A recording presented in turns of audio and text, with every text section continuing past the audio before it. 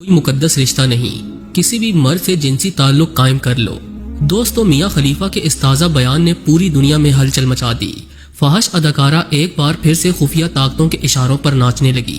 کل تک فحش فلم انڈسٹری کو برا بھلا کہنے والی سابق فحش اداکارہ میاں خلیفہ نے آکسفورڈ یونیورسٹی میں خواتین کے سیمینار سے خطاب کرتے ہوئے انہیں گھٹیا اور بیہودہ قسم کے مشورے دینے شروع کر دیے، جس پر خود مغربی خواتین نے میاں خلیفہ کو آڑے ہاتھوں لیا۔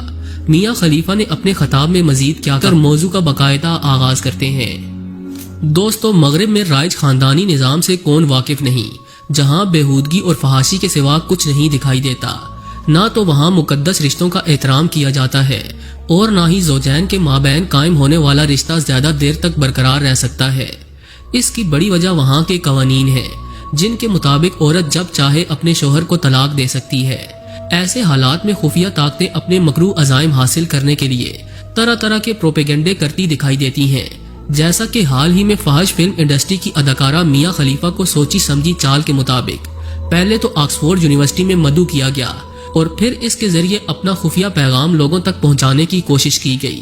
کچھ دن قبل میاں خلیفہ نے آکسفورڈ یونیورسٹی میں خواتین کے سیمینار سے خطاب کیا۔ آکسفورڈ یونیورسٹی میں میاں خلیفہ کو مدعو کیا جانا انتہائی حیرانی کی بات ہے، اور پھر ایسی خاتون جو کہ فحش فلم انڈسٹری سے تعلق رکھتی ہو اور پھر اسے اتنے بڑے تعلیمی ادارے میں خطاب کی دعوت دینا بھی عقل سے بالاتر ہے۔ بہرحال اس خطاب میں میاں خلیفہ نے عورتوں کو گھٹیا نصیحتیں کی۔ میاں خلیفہ نے دوران خطاب یہ بھی بتایا کہ اس نے 3 شادیاں کی مگر تینوں ناکام ہوئی۔ بقول میاں خلیفہ اس کی پہلی شادی 21 سال کی عمر میں اسی کے بوائے فرینڈ سے ہوئی، جو کہ 2 سال بعد ختم ہو گئی کیونکہ اس کا بوائے فرینڈ اس کے مزاج سے میل نہیں کھاتا تھا۔ دوستو، میاں خلیفہ نے مزید بتایا کہ اس کی دوسری شادی 25 برس کی عمر میں ہوئی اور وہ بھی محض 2 سال ہی چلی۔ پھر میاں خلیفہ کی منگنی 30 سال کی عمر میں ہوئی اور رخصتی سے پہلے ہی اس نے خود یہ رشتہ توڑ دیا۔ یہ سب کچھ بتانے کے بعد میاں خلیفہ نے سیمینار میں موجود نوجوان لڑکیوں کو نصیحت کی کہ شادی کوئی مقدس رشتہ نہیں، کسی بھی مرد سے جنسی تعلق قائم کرو اور جب تمہارا جی بھر جائے تو انہیں استعمال کرنے کے بعد چھوڑ دو۔ میاں خلیفہ کے اس بیان پر مغربی عورتیں بھی برہم ہو گئیں اور انہوں نے میاں خلیفہ کو آڑے ہاتھوں لیتے ہوئے سخت تنقید کا نشانہ بنایا، جبکہ سیمینار میں موجود ایک نوجوان لڑکی نے طنزیہ انداز میں کہا کہ وہ عورت جس کی 3 شادیاں ناکام ہو چکی ہیں وہ ہمیں بتائے گی کہ ہم نے شوہروں کے ساتھ کیسے رہنا ہے اور کیسا تعلق قائم کرنا ہے۔ میاں خلیفہ کے اس بیان پر مسلم ممالک میں شدید غم و غصہ پایا جاتا ہے، کیونکہ میاں خلیفہ کا تعلق مسلم ملک لبنان سے ہے۔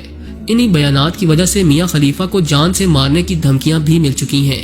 در حقیقت میاں خلیفہ کے ذریعے مسلمانوں کے خلاف ایک زہریلا پروپیگنڈا کیا جا رہا ہے تاکہ مسلم ممالک میں رائج اسلامی خاندانی نظام کو تباہ کیا جا سکے۔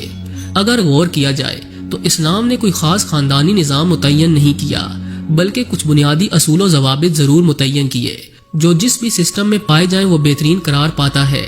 کسی بھی تعلق اور رشتہ داری کو نبھانے اور اس کے حقوق ادا کرنے میں اللہ کا ڈر اور خوف اہم کردار ادا کرتا ہے۔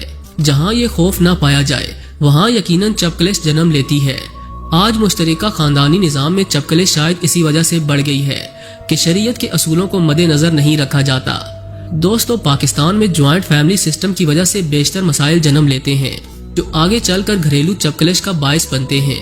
مشترکہ خاندانی نظام میں اگرچہ بہت سی خامیاں ہیں، لیکن پاکستانی عوام کے موجودہ حالات کی وجہ سے نہ صرف یہ کافی موضوع ہے بلکہ ہماری معاشرتی اور سماجی نظام زندگی سے کافی ہم آہنگ ہے۔ اگر کوئی شخص مشترکہ خاندانی نظام کو نہیں اپنانا چاہتا تو یہ اس کی اپنی مرضی ہے، لیکن جو خوشی سے اس نظام کو اپنانا چاہتا ہے یا جن کے لیے اسے اپنانا مجبوری ہے ان پر تنقید نہیں کی جا سکتی، کیونکہ پاکستانی معاشرے میں لوگ مختلف قسم کے حالات سے گزر رہے ہیں۔ کہیں اسے اپنانا مجبوری ہے، کہیں یہ خیر کا باعث ہے اور کہیں یہ ٹوٹ پھوٹ اور ناکامی کا شکار ہے۔ بیشتر جگہوں پر یہ مجبوری کے طور پر نافذ ہے، کیونکہ پاکستان میں ایک بڑی تعداد خط غربت سے نیچے زندگی گزار رہی ہے، جن کے لیے کسی قسم کی جائیداد اور اس کی تقسیم کا معاملہ نہیں۔ تمام تر مسائل اور مشکلات کے باوجود مشترکہ خاندانی نظام کو اپنائے رکھنا ان کی مجبوری ہے۔ جوائنٹ فیملی سسٹم اشرافیہ اور اپر مڈل کلاس کا مسئلہ نہیں، کیونکہ وہ جب اور جہاں چاہیں نیا گھر خرید سکتے ہیں۔ اصل مسئلہ لوور مڈل کلاس اور مڈل کلاس کا ہے، اور مشترکہ خاندانی نظام اسی طبقے کے لیے مشکلات کی وجہ بنا ہوا ہے۔ کمر توڑ مہنگائی، محدود آمدنی، کم وسائل، مہنگے پلاٹ، بے پناہ تعمیری لاگت، और किराए के घर की वजह से मुश्तरका खानदानी निज़ाम से चाह कर भी छुटकारा पाना इस तबके के लिए आसान नहीं। जॉइंट फैमिली सिस्टम में पाई जाने वाली खामियों से इनकार नहीं, लेकिन इसकी अफादियत अपनी जगह तस्लीम शुदा है। मुश्तरका खानदानी निज़ाम अपने अंदर बहुत सी खूबियों को समोए हुए है। मुश्तरका खानदानी निज़ाम की सूरत में हम अपने बुजुर्गों के साए में रहते हैं, जो हमें ज़माने के मुख्तलिफ किस्म के हालात से बचाते हैं। बच्चों की परवरिश और तरबियत के लिए मुश्तरका खानदानी निज़ाम से बेहतर कोई इदारा नहीं। वालिदैन की अदम मौजूदगी में भी इन्हें भरपूर तवज्जो मिलती है। दादी अम्मा की कहानियाँ बच्चों की इखलाकी तरबियत करने में अहम किरदार अदा करती हैं।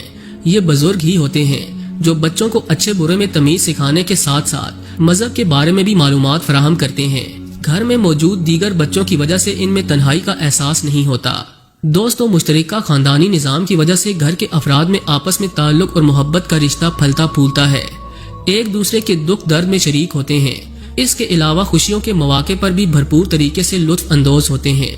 मुआशरती सहूलियात के साथ इस महंगाई के दौर में घर का बोझ किसी एक शख्स के कंधे पर नहीं होता, बल्कि सब मिलकर बार उठा लेते हैं। जब किसी भी फर्द पर कोई मुश्किल आन पड़ती है तो सारे घर वाले उसके शाना बशाना खड़े होते हैं। जिस तरह इंसानों का बनाया हुआ कोई भी सिस्टम खामियों से मुकम्मल तौर पर पाक नहीं होता, इसी तरह ज्वाइंट फैमिली सिस्टम की खूबियों और खामियों से इनकार नहीं किया जा सकता, लेकिन इसको इस्लामी या हिंदुआना निज़ाम भी करार नहीं दिया जा सकता, बल्कि इस्लामी असूलों को मद्देनजर रखते हुए इसकी खूबियों को अपनाने और खामियों से बचने की कोशिश करनी चाहिए। और अगर इस्तिताअत हो तो ज्वाइंट फैमिली सिस्टम को छोड़कर सिंगल फैमिली सिस्टम को अपनाने में कोई हर्ज नहीं। जी तो दोस्तों, ये थी आज की वीडियो।